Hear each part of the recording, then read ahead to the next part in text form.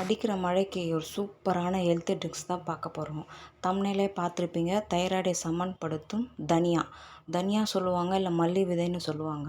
இதோட பெனிஃபிட்ஸ் பார்த்திங்கன்னா, தனியாவில் vitamin A, C, K, iron, calcium இத்தனை சத்துக்களும் இதில் இருக்குது.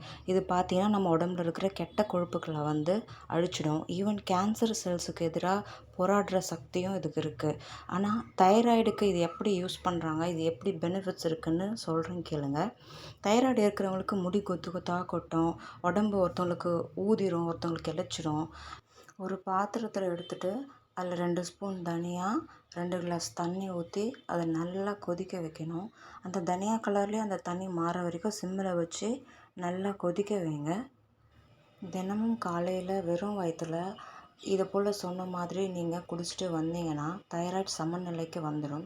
ஒரு அரை ஸ்பூன் நாட்டு சக்கரை தேவைன்னா போட்டுக்கலாம். இதை டெய்லி குடிச்சிட்டு வந்தீங்கன்னா நல்ல ரிசல்ட்டை நீங்கள் பார்க்கலாம். பக்கத்தில் நேபர்ஸ்க்கும் நான் சொன்னேன், நல்ல ரிசல்ட்